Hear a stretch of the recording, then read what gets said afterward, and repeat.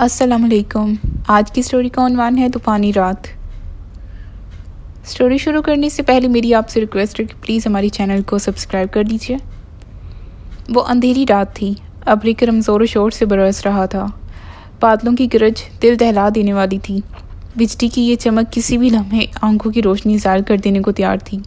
ऐसे में अपने घर से निकलना बेवकूफ़ी था, और ये बेवकूफ़ी साजिद और इसके 3 दोस्त कर चुके थे। साजिद, वाजिद, तानिया और सहर वीकेंड मनाने अपने घर से निकले थे। शाम बहुत सुहानी थी। आसमान को स्याह बादलों ने ढांपा हुआ था। सर्द हवा सर्दी की शिद्दत में इजाफा कर रही थी। वो चारों अपने घर के करीब वाले गार्डन में इकट्ठे हुए थे। यार वाजिद, क्या सुहाना मौसम है, क्यों ना लॉन्ग ड्राइव पर चला जाए? साजिद ने अपने चेहरे की खराश को मिटाते हुए कहा, जो कि दरख्त के झड़े हुए पत्ते ने इसके दाएं रुखसार पर लगाई थी। पागल हो तुम, मौसम देखा है तुमने? कभी भी बारिश हो सकती है। सहर ने लहराती जुल्फ़ों को समेटते हुए साजिद की बात का जवाब दिया। इसका मतलब है तुम बारिश से डरती हो? साजिद ने एक ज़ोरदार कहका लगाया। मैं डरती वरती नहीं हूँ, मैं तो बस तुम्हें ये कह रही थी कि ऐसे मौसम में लॉन्ग ड्राइव पर जाना माकूल बात नहीं। सहर ने वजाहत की। अच्छा जी, फिर तो तुम भी हमारे साथ चलो। और तुम अकेली रहकर क्या करोगी तानिया? तुम भी हमारे साथ चलो, वाजिद ने कहा। लेकिन जाना कहाँ है? तानिया ने भी गुफ्तगू में हिस्सा डाला। वो मेरे पापा का फार्म हाउस है ना, साजिद ने कहा। क्या, इतनी दूर? चौंकते हुए सहर ने कहा। डर गई? साजिद ने मजाक उड़ाया। जी नहीं, चलो। इसकी आवाज़ में जोश ख़त्म हो चुका था। 1 घंटे बाद सहर, तानिया और वाजिद न्यू ईडन ग्राउंड में जमा हो गए। बस अब साजिद का इंतज़ार था। 2 मिनट बाद वो भी कार लेकर आ गया। वाजिद साजिद के साथ आगे बैठ गया। सहर और तानिया पीछे बैठ गईं। मौसम मज़ीद ख़राब हो गया। हल्की हवाएं तेज़ हो गईं। हवा में नमी भी बढ़ गई। दरख्तों से पत्ते तेज़ी से झड़ने लगे। साजिद ने FM ऑन किया। सब म्यूज़िक से लुत्फ़ उठाने लगे। जूं जूं कार मंजिल की तरफ जा रही थी, मौसम की शिद्दत में इजाफा होता जा रहा था। अंधेरे पर अंधेरा छा रहा था। बादलों ने गरजना शुरू कर दिया। साजिद और वाजिद दोनों इस मौसम को एंजॉय कर रहे थे, जबकि सहर और तानिया पर एक वहशत आ रही थी। मैंने पहले ही कहा था मौसम काफ़ी ख़राब है, अब भी वक्त है, वापस घर चलते हैं, सहर ने मौसम की सख्ती देखते हुए कहा। साजिद और वाजिद ने इसका डर समझने की बजाय इसका मजाक उड़ाना शुरू कर दिया। 2 मिनट के बाद साजिद ने FM पर चैनल चेंज किया। स्लो म्यूज़िक ऑन एयर था। एक भयानक आवाज़ FM से आने लगी। मौसम की शिद्दत में मज़ीद इजाफा हो गया। बारिश ने बरसना शुरू कर दिया। सनसान बयान जंगल से गुजरते हुए एक अलग सा एहसास आप पर तारी हो जाता है, और ये एहसास इस वक्त वहशत बनकर आपको डसने लगता है जब दिल को दहला देने वाली आवाज़ें आपका पीछा करने लगें, आपका नाम पुकारें। आप इन आवाज़ों से बचने की हर मुमकिन कोशिश करें, मगर वो आवाज़ें हर गुजरते लम्हे के साथ आपके करीब से करीब तर आती चली जाए। और ये वहशत इस वक्त आपकी जान निकाल देती है जब एक हाथ आपके शाने को छुए। FM पर RJ की पुरअसरार बातें सहर और तानिया को अपने शहर में ले चुकी थी। स्टॉप इट यार, बंद करो FM को, तानिया ने झिलझिला कर कहा। अचानक एक झटके के साथ साजिद ने ब्रेक लगाई। क्या हुआ, ब्रेक क्यों लगाई? सहर ने पूछा। पता नहीं, खुद ब खुद ब्रेक लगी है। साजिद ने कार स्टार्ट करने की पूरी कोशिश की, मगर कार स्टार्ट होने का नाम ही नहीं ले रही थी। यार जल्दी कर, सहर के चेहरे पर खौफ नुमाया था। वो किसी भी तरह इस सुनसान सड़क से ओझल हो जाना चाहती थी। बारिश की गिरती बूंदें, बिजली की चमक, बादलों की गरज सहर को खौफ के अंधेरों में धकेल रही थी। इसके हाथों की कपकपाहट तानिया देख सकती थी। वो इसे हौसला दे रही थी, मगर खुद भी इसी खौफ में मुब्तला थी। साजिद ने कार का दरवाज़ा खोला और तूफ़ानी बारिश में कदम रखा। कदम रखने की देर थी कि इसका पूरा जिस्म तर हो गया। सुर्ख शर्ट के नीचे पहनी बनियान वाज़िया तौर पर दिखाई देने लगी। वो इंजन की तरफ बढ़ा, मगर इसे कुछ समझ नहीं आया। जानवरों की आवाज़ें मज़ीद वाज़िया हो गई। 3 सेकंड में वो वापस ड्राइविंग सीट पर आ बैठा। इसका वजूद पूरी तरह से भीग चुका था। इसके होंठ नीले हो गए। तनख्वाह हवाएं तूफ़ानी बारिश से ज़्यादा ख़तरनाक थीं। क्या हुआ, वाजिद ने पूछा। लगता है इंजन में पानी चला गया। टिश्यू पेपर से अपना चेहरा साफ किया। अब क्या सारी रात इसी जगह पर गुजारनी पड़ेगी? सहर ने धीमे लहजे में कहा। जब तक बारिश नहीं रुकती तब तक तो कुछ भी नहीं किया जा सकता।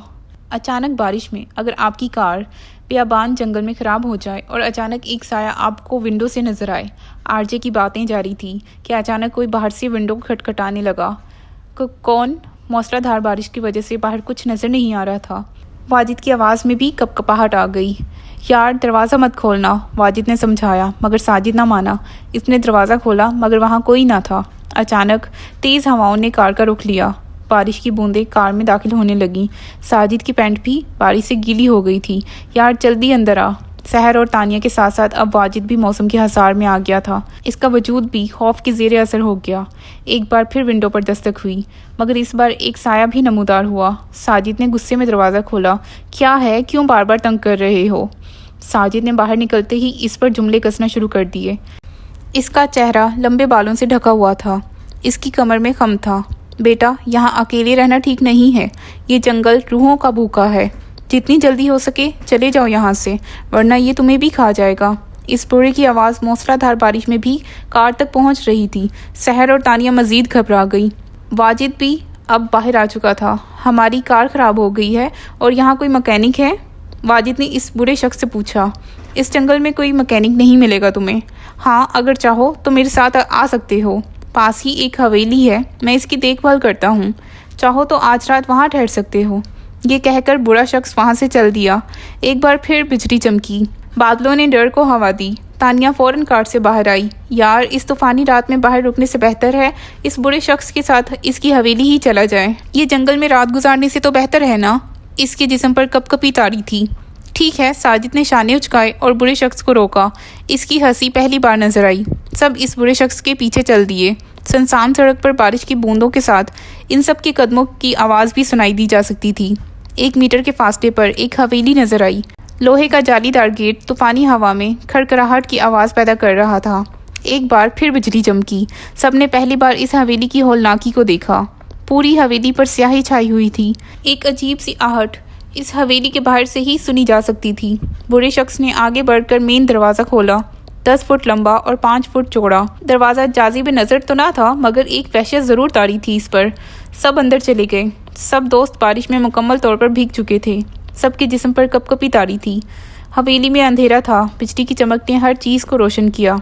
सामने एक सोफ़ा था जिसे फटे पुराने कपड़े से ढका हुआ था। दाईं तरफ 60 की दहाई का डाइनिंग टेबल जिसने मिट्टी का लिबादा ओढ़ा हुआ था पड़ा था। बाईं तरफ एक कमरा था जिसको देखकर किचन का गुमान हो रहा था। एक आहट वहाँ से मुसलसल आ रही थी। गरज की आवाज़ ने इस आहट को मद्धम कर दिया।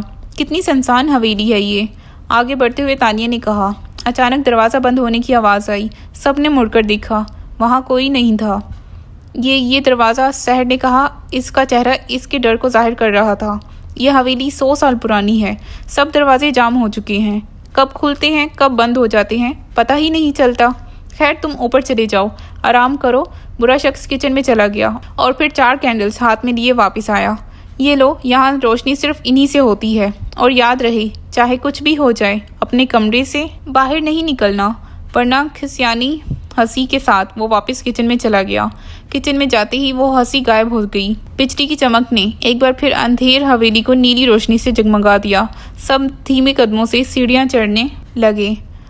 हाथों में कैंडल्स रोशन थी, मगर हवा के झोंके इस रोशनी को भी उचक ले जाने को तैयार थे। ऊपर वाली मंजिल पर 4 दरवाजे थे। सब एक एक कमरे में चले गए। तानिया दरवाज़ा खोलकर कमरे में दाखिल हुई। कैंडल की रोशनी ने अंधेरे कमरे को नीम रोशन कर दिया। सिर्फ एक टूटा हुआ बेड था जिसको स्याह कपड़े से ढका हुआ था। एक टूटी हुई अलमारी थी।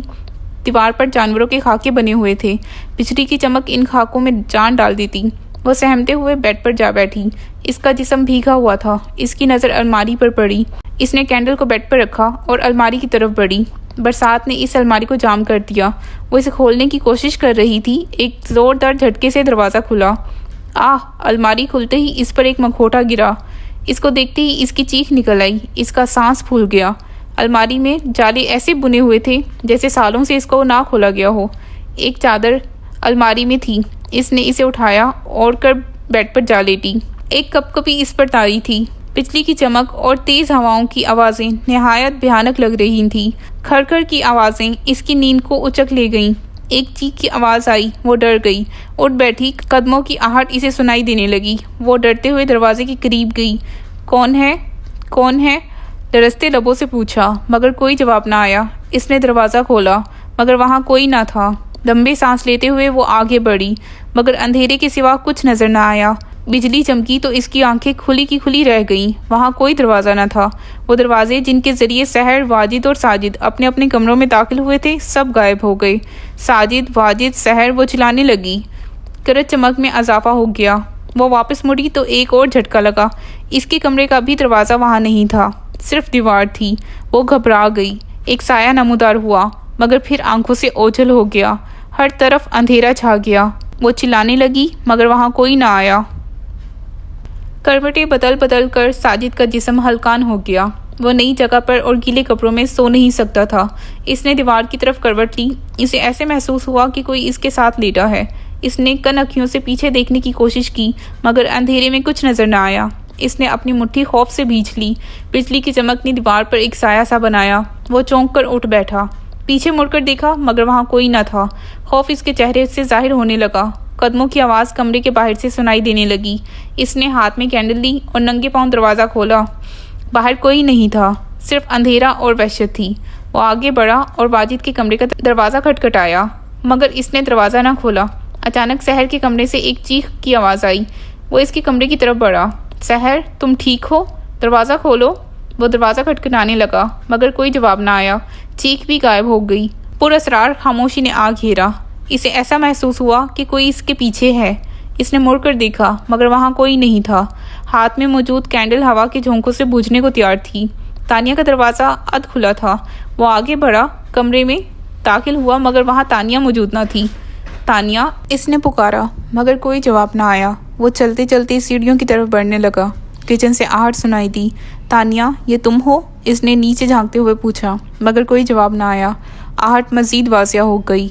वो लरजीदा कदमों के साथ सीढ़ियाँ उतरने लगा। वो नंगे पाँव था, मगर जब भी वो निचले स्टेप पर कदम रखता, एक आहट सुनाई देती। ऐसा मालूम हो रहा था जैसे कोई इसके साथ साथ नीचे उतर रहा हो। वो कदमों की आवाज़ थी। इसने अपने आगे पीछे देखा, मगर कोई नज़र न आया। एक तंदखू हवा का झोंका आया और कैंडल बुझ गई। अंधेरे ने आ घेरा। हवेली के मेन दरवाजे पर दस्तक होने लगी, मगर जब वो इसके पास गया तो दस्तक की आवाज़ गुल हो गई। इसके हाथ कांपने लगे। वो पलटा तो एक साया किचन में जाता हुआ दिखाई दिया। बहुत धीमे कदमों के साथ बढ़ने लगा। वो बरसात के मौसम में भी पसीने से शराबूर था। ये पसीना खौफ का था, वहशत का था।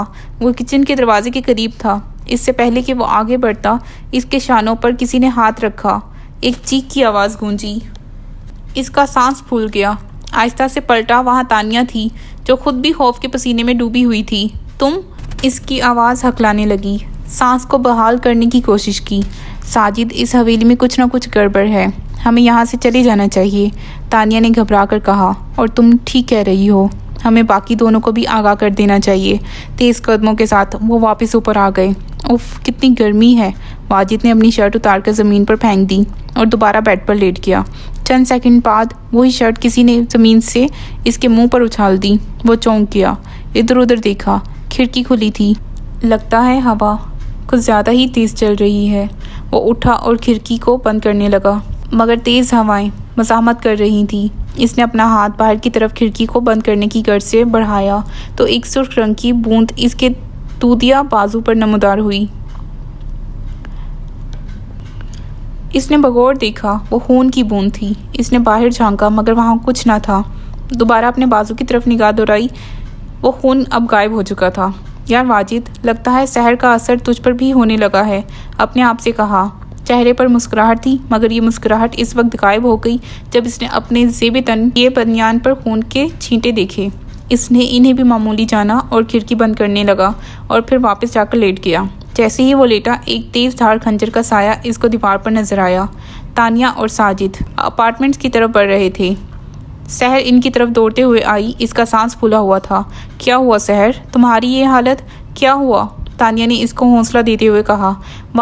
वहाँ वो अपने कमरे की तरफ इशारा कर रही थी। क्या हुआ तुम्हारे कमरे में, बताओ, साजिद ने पूछा। उधर कोई है, बार बार एक आहट सुनाई दे रही है, इसने हकलाते हुए कहा। तीनों मज़ीद सहम गए। अब बस, अब यहाँ मज़ीद रुकना खतरे से खाली नहीं है। जल्दी से वाजिद को अपने साथ लेते हैं और निकलने की करते हैं। साजिद की बात पर दोनों ने इस्पात में सर हिलाया। बिजली की चमक में इजाफा होता जा रहा था। करच की आवाज़ ऐसे सुनाई दे रही थी जैसे बादल इनके सर पर हों। वो चल रहे थे। अचानक साजिद को अपने पाँव गीले महसूस हुए। हर तरफ अंधेरा था। कैंडल भी बार बार बुझ रही थी। वाजिया किसी भी तरफ कुछ भी दिखाई नहीं दे रहा था। यहाँ कुछ है। मेरे पाँव गीले हो रहे हैं। सबकी नज़र ज़मीन पर थी। बिजली दोबारा चमकी। सबके रोंगटे खड़े हो गए। साजिद के पाँव खून में सुर्ख हो चुके थे। खौफ के सबब इसके हाथ से कैंडल नीचे गिर गई। तानिया और सहर ने एक दूसरे को दबोच लिया। इन दोनों की सिसकियां हवेली में गूंजने लगी। इनकी नज़र खून की तरफ थी। आंखें खुली की खुली रह गईं। खून वाजिद की लाश से आ रहा था। इसका सर कटा हुआ था, आंखें खुली थीं। आह! सहर की चीख ने बादलों को खामोश करवा दिया। साजिद को भी एक झटका लगा। इससे पहले कि बिजली की चमक अंधेरा कर देती, इसने दोनों का हाथ पकड़ा। चलो यहाँ से। वो भागते हुए नीचे आए, मगर एक आहट इनका पीछा कर रही थी। मेन दरवाजे की तरफ बढ़े तो एक आवाज़ ने सबको पीछे मुड़कर देखने पर मजबूर कर दिया। कहाँ जा रहे हो तुम सब? ये वाजिद की आवाज़ थी। तीनों इसे वहाँ देखकर डर गए। ये बनियान और पैंट से बेतन किए हुए था। इसकी बनियान पर अभी भी खून के निशानात थे। मगर तुम तो, साजिद ने हकलाते हुए कहा। मैं क्या? वो इनकी तरफ बढ़ने लगा। दूर हटो, हमारे करीब मत आना। हम अच्छी तरह जानते हैं कि तुम वाजिद नहीं हो, साजिद ने पीछे हटते हुए कहा, मगर वो मुसलसल करीब आ रहा था। यार तुम कैसी बात कर रहे हो? मैं वाजिद ही हूँ। वो इनकी बातों पर हैरान था और इनकी तरफ कदम बढ़ा रहा था। मैंने कहा वहीं रुक जाओ, वरना। साजिद ने दीवार के साथ लगे एक गुलदान को इस पर फेंका। आह! पागल हो गए हो क्या? इसके बाजू से खून बहने लगा। तुम्हारे बाजू से खून? सहर आगे बढ़ने लगी। जब इतनी ज़ोर से मारोगे तो खून तो बहेगा ना। उफ! सब इसकी तरफ बढ़ने लगे। अगर तुम जिंदा हो तो वो लाश किसकी थी? तानिया ने घबराते हुए कहा। कौन सी लाश? कैसी लाश? वाजिद चिल्ला कर बोला। यार हमें जितना जल्द हो सके इस हवेली से निकल जाना चाहिए। इस हवेली में ज़रूर कुछ ना कुछ है। हमें यहाँ नहीं रहना चाहिए, साजिद ने वाज़ेह तौर पर कह दिया। मगर इस बारिश में कहाँ जाएंगे हम? वाजिद ने पूछा। कहीं भी यार, मगर इस हवेली में अब नहीं रुक सकते, तानिया ने कहा। सहर दरवाज़ा खोलने के लिए आगे बढ़ी, मगर दरवाज़ा खुलने का नाम ही नहीं ले रहा था। यार दरवाज़ा नहीं खुल रहा। साजिद और वाजिद ने भी मदद की, मगर बेसूद। इस हवेली से निकलना इतना आसान नहीं है। एक हंसियानी हंसी हवा में गूंजी। सब इधर उधर देखने लगे, मगर वहाँ कोई न था। बिजली की चमक भी इस आवाज़ की मुजस्सम को सामने लाने में नाकाम थी। कौन है? सामने क्यों नहीं आता? साजिद ने ललकारा। तुम्हारी मौत। एक साया नमूदार हुआ। बिजली चमकने लगी, बादल गरजने लगे। वो साया हर गुजरते लम्हे में अपनी शक्ल तब्दील कर रहा था। पहले वो साजिद की शक्ल में ज़ाहिर हुआ, फिर सहर की शक्ल में नजर आया और अगले ही लम्हे वो गायब हो गया। सब पर वहशत तारी हो गई। दरवाज़ा खोलने की कोशिश की, मगर वो बंद रहा। सब ने बाहर के रास्ते की तलाश शुरू कर दी, मगर रास्ता न मिला। चीखों की आवाज़ तेज़ से तेज़ हो गई। बिजली की चमक ने सबको जुदा कर दिया। अगले ही लम्हे सब एक दूसरे की आंख से ओझल हो गए। सब एक दूसरे की आवाज़ सुनने से कासिर थे। रात का तूफान अब थम चुका था। स्याही की जगह रोशनाई ने ले ली थी। एम्बुलेंस की आवाज़ें हवेली के अंदर सुनाई दे रही थीं। 4 लाशें इनमें रखी जा चुकी थी। सब इन लाशों की हालत को देखकर हैरान थे। 3 की मौत एक ही तरीके से हुई थी। तीनों ने अपनी नब्ज़ काट डाली थी। जिस्म पर किसी भी किस्म के खराशों के निशानात न थे, सिवाय एक लाश के। इसका सर धड़ से जुदा था। एक तेज़ धार खंजर से इसका सर काटा गया था। खंजर भी आले के पास से मिला, मगर इस पर चारों की उंगलियों के निशानात थे। इसी खंजर से सबकी नब्ज़ काटी गई थी। यहाँ पर खुद उन्होंने काटी थी। इस केस को सुलझाने में पुलिस नाकाम रहे। तो मिलते हैं अगली स्टोरी में। तब तक के लिए अल्लाह हाफिज़।